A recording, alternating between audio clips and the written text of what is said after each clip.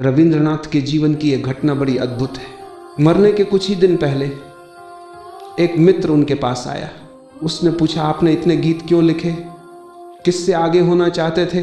रविंद्रनाथ मुस्कुराए और बोले, गीत मैंने इसलिए नहीं लिखे कि किसी से आगे हो जाऊं। गीत तो मेरे आनंद थे।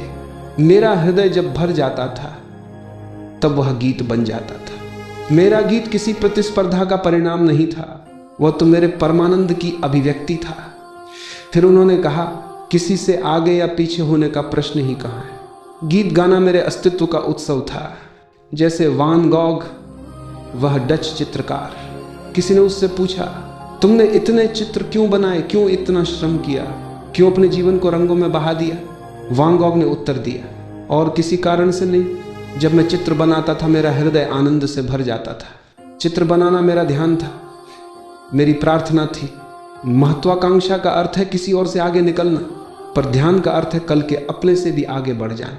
सच्ची शिक्षा ये नहीं सिखाती कि तुम किसी और से बेहतर बनो, वह ये सिखाती है कि तुम कल के अपने से बेहतर बनो। कल सांझ जहां सूरज ने मुझे छोड़ा था, आज सुबह का सूरज मुझे वहां न पाए। मैं अपने भीतर और गहराई तक उतर जाऊं, अपने अस्तित्व के ओर सूक्ष्म स्तरों तक पहुंच जाऊं। ये प्रतिस्पर्धा किसी और से नहीं है, ये प्रतिस्पर्धा अपने आप से है। कल मैं जहां था आज मैं उससे आगे हूं, यही जीवित होने का प्रमाण है। लेकिन दुनिया ने हमें सिखाया है कि दूसरे को पार करना ही सफलता है, और यही कारण है कि दुनिया में प्रेम नहीं है, सिर्फ घृणा है, केवल दौड़ है। हर कोई आगे निकलने की जल्दी में है, किसी को बांटने की, किसी को देने की जल्दी नहीं। एक नई शिक्षा की जरूरत है, ऐसी शिक्षा जो मनुष्य को यह सिखाए कि असली आनंद अपने को पार करने में है, दूसरे को हराने में नहीं। जो व्यक्ति अपने भीतर के अंधकार को पार कर जाता है वह स्वभावतः देने लगता है, क्योंकि उसके भीतर अब कुछ बचता ही नहीं जिसे वह रोके। वह बांटने लगता है, वह लुटाने लगता है, वह अनुभव करता है, जो मैं दे सका वो बहुत कम था, मेरे भीतर तो अभी और बहुत कुछ था। रविंद्रनाथ के मरने से कुछ दिन पहले किसी ने उनसे कहा, आपने 6000 गीत रचे हैं, इतने गीत तो दुनिया के किसी कवि ने नहीं लिखे, आप तो महाकवि हैं। यह सुनकर रविंद्रनाथ की आंखों में आंसू आ गए। पूछने वाले ने सोचा शायद वे प्रशंसा से भावुक हो गए, पर रविंद्रनाथ ने कहा, मैं इसलिए नहीं रो रहा कि तुमने मेरी प्रशंसा की है, मैं रो रहा हूं क्योंकि मृत्यु का क्षण पास आ गया है और मुझे लगता है कि मैंने अभी गीत गाए ही नहीं। मैं तो बस सांझ बिठा पाया था, अभी तो सितार तैयार हुआ था, स्वर बस जगा ही था और ये विदा का वक्त आ गया।